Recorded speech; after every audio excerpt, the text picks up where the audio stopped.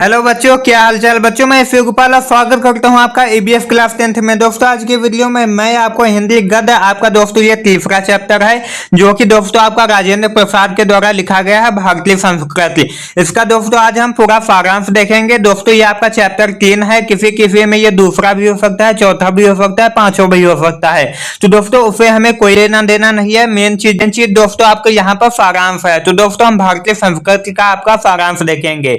तो दोस्तों यहाँ पर क्या सारांश है कि भारतीय संस्कृति डॉक्टर राजेंद्र प्रसाद के एक भाषण का अंश है। इसमें उन्होंने बताया है कि भारत जैसे विशाल देश में जीवन व रहन सहन की विविधता में भी एकता के दर्शन होते हैं। विभिन्न भाषा, जाति व धर्म की मड़ियों को एक सूत्र में पिरोकर रखने वाली हमारी भारतीय संस्कृति विशिष्ट है। डॉक्टर राजेंद्र प्रसाद जी कहते हैं कि यदि कोई विदेशी व्यक्ति जो भारत की विभिन्नता से पूरी तरह से अनभिज्ञ हो, अगर वह भारत के एक छोर से दूसरे छोर तक यात्रा करे तो वह इस देश की विभिन्नताओं को देखकर कहेगा कि यह एक देश नहीं है बल्कि कई देशों का एक समूह है जो बहुत सी बातों में एक दूसरे से बिल्कुल अलग है। यहाँ प्राकृतिक विभिन्नताएं भी एक महाद्वीप के समान नजर आती हैं। यहाँ एक और उत्तर में बर्फ से ढकी हुई हिमालय की चोटियां हैं तो दूसरी तरफ दक्षिण में बढ़ने पर समतल मैदान व फिर विंध्य, अरावली, सतपुरा आदि की पहाड़ियां हैं। ये दोस्तों इन्होंने बताया है। ये दोस्तों इनका सारांश है। फिर दोस्तों इनके आगे सारांश में क्या बताया गया है,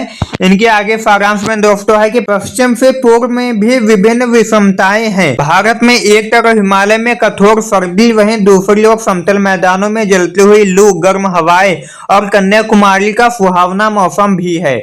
यहाँ अगर असम में वर्षा 300 इंच है तो जैसलमेर में 2 से 4 इंच। भारत में सभी तरह के अन्न का उत्पादन होता है। यहाँ सब प्रकार के फल, सभी प्रकार के खनिज, वृक्ष, जानवर आदि पाए जाते हैं। यहाँ पर रहन सहन, खान पान का अंतर वहाँ के लोगों की शारीरिक बनावट में भी दिखने को मिलता है। इसी प्रकार यहाँ भिन्न भिन्न भाषाएं व बोलियां प्रचलित हैं। भारत में प्रायः सभी धर्मों के लोग पाए जाते हैं। अगर भारत की विभिन्नता को देखकर कोई अपरिचित इसे देशों का समूह या जातियों का समूह कहे तो इसमें कोई अचंभा करने वाली बात नहीं है, परंतु सूक्ष्मता से विचार करने पर इन विभिन्नताओं में भी एकता नजर आती है। फिर विभिन्न फूलों को पिरोकर सुंदर हार तैयार किया गया हो। भारतीय संस्कृति में व्याप्त विभिन्नताएं भी ऐसे फूलों व मड़ियों के समान ही हैं। और दोस्तों आपका आगे क्या बताया गया है सारांश में। दोस्तों आगे यहाँ पर सारांश आपका क्या हो जाता है, भारत के बहुरंगी संस्कृति की अनेकता में व्याप्त एकता किसी कवि की कल्पना मात्र नहीं है बल्कि एक ऐतिहासिक सत्य है जो हजारों वर्षों से विद्यमान है। भारतीय संस्कृति के विशाल सागर में गिरने वाली जाति, धर्म, भाषा रूपी आदि नदियों में एक ही रूप से वही जल बहता है जो भारत देश के अस्तित्व को कायम रखने में कामयाब हुआ है। डॉक्टर राजेंद्र प्रसाद जी कहते हैं कि भारत में नीति व अध्यात्म ऐसा दागोत है जो संपूर्ण भारत में प्रत्यक्ष व परोक्ष रूप से बहता रहता है। हमारे देश में उच्च चरित्र वाले तथा आत्मिक चेतना से संपन्न महापुरुष का जन्म होता रहता है जिनके सत्य और अहिंसा के सिद्धांत मानवता के लिए आवश्यक हैं। भारत में स्थापित प्रजातंत्र से मानव को अपना पूरा विकास करने की स्वतंत्रता प्राप्त हुई है और सामूहिक व सामाजिक एकता के विकास का मार्ग भी अग्रसर हुआ है। भारतीय संस्कृति का मूल आधार अहिंसा है और अहिंसा का दूसरा रूप त्याग है। फिर दोस्तों बताया गया है कि हिंसा का दूसरा रूप स्वार्थ है जो भोग के रूप में हमारे सामने आता है, परंतु हमारी सभ्यता के अनुसार भोग की उत्पत्ति त्याग से हुई है। वह त्याग भोग में ही पाया जाता है। त्याग की भावना का मन में उद्भव होने पर मन में अपार सुख व शांति का अनुभव होता है। भारत में विभिन्न धर्मों और संप्रदायों का विकास करने की पूर्ण स्वतंत्रता है। भारत ने विभिन्न देशों की संस्कृति को अपने में मिलाया व स्वयं भी उनमें मिश्रित हो गया है और देश व विदेशों में एकता, प्रेम व भाईचारे के साथ विस्थापित की। भारत ने दूसरों पर कभी अत्याचार नहीं किया बल्कि उनके हृदयों को जीत कर अपना प्रभुत्व कायम किया। वैज्ञानिक व औद्योगिक विकास के भयंकर परिणामों के प्रति हमें सचेत रहना चाहिए व विपत्तियों के आने पर घबराना नहीं चाहिए। पहले भी प्रगति द्वारा या मानव द्वारा किए गए अत्याचारों से हम विचलित नहीं हुए। यहाँ साम्राज्य बने और समाप्त हुए, संप्रदायों का उत्थान व पतन हुआ, परंतु हमारी संस्कृति निरंतर बनी रही। और फिर दोस्तों आगे क्या बताया गया, आगे बताया गया है कि अपने बुरे दिनों में भी हमारे यहाँ बहुत से विद्वान हुए।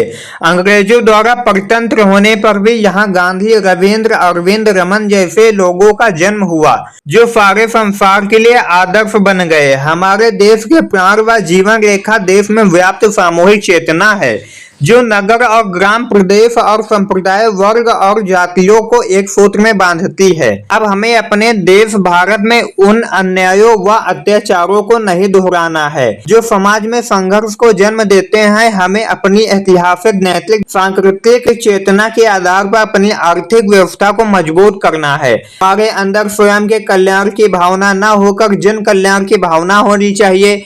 आज विज्ञान के विकास के फलस्वरूप व्यक्ति के हाथ में अतुलनीय और अद्भुत शक्ति है जिसका उपयोग व्यक्ति व समूह के उत्थान व पतन के लिए होता रहता है। इसलिए हमें जन कल्याण की भावना को जागृत करना ही होगा। वर्तमान में भारत की प्रत्येक प्रादेशिक भाषा की सुंदर कृतियों के स्वाद को संपूर्ण भारत को चखाने के लिए उसका देवनागरी हिंदी में प्रकाशन साहित्य संस्थानों को करवाना चाहिए। तो दोस्तों आगे आपका संदर्भ यानी कि आपका सारांश क्या दिया गया है, आगे दोस्तों आपका और सारांश दिया गया है कि दूसरी तरफ एक ऐसी संस्था की स्थापना की आवश्यकता है जो इन सभी भाषाओं के आदान प्रदान को अनुवाद के माध्यम से कर सके। साहित्य संस्कृति का एक रूप है, इसके अतिरिक्त गान, नृत्य, चित्रकला व मूर्तिकला इसके दूसरे रूप हैं। भारत इन सब कलाओं में एक रूपता के द्वारा अपनी एकता को प्रदर्शित करता है। भारत के विषय में शाहजहां ने भी एक भवन पर गुदवाया है। क्या गुदवाया है दोस्तों? यदि पृथ्वी पर कहीं स्वर्ग है तो यहाँ ही है, यहाँ ही है, यहाँ ही है। यह स्वप्न तभी सत्य होगा तथा पृथ्वी पर स्वर्ग तभी स्थापित होगा जब भूमंडल के सारे मानव अहिंसा, सत्य, सेवा को अपना आदर्श मानने लगेंगे। ये दोस्तों आपका हो जाता है सारांश। तो दोस्तों हमने आपको बड़े ही सिंपल तरीके से और शॉर्ट करके दोस्तों हमने आपको बताया है क्लास 10th हिंदी गद्य पाठ आपका तीसरा है। इसका दोस्तों भारतीय संस्कृति पूरे पाठ का हमने आपका सारांश बताया है। दोस्तों आपका ये जो है ये 5 नंबर का पूछा जाता है। ये दोस्तों आपका वेरी इंपॉर्टेंट है, 2020, 22, 23, 24 और 25 में पूछा गया है। तो दोस्तों अगर आप इसका पीडीएफ नोट्स लेना चाहते हैं तो आप हमारे टेलीग्राम चैनल और व्हाट्सएप चैनल को ज्वाइन कर सकते हो, जहां पर हम अपने वीडियो के नोट्स वहां पर प्रोवाइड करते हैं। अगर दोस्तों ये वीडियो आपको पसंद आया हो तो वीडियो को लाइक कर देना, चैनल को सब्सक्राइब कर देना और शेयर कर देना अपने दोस्तों के साथ। मिलते हैं एक नए वीडियो के साथ, तब तक के लिए जय हिंद, वंदे मातरम।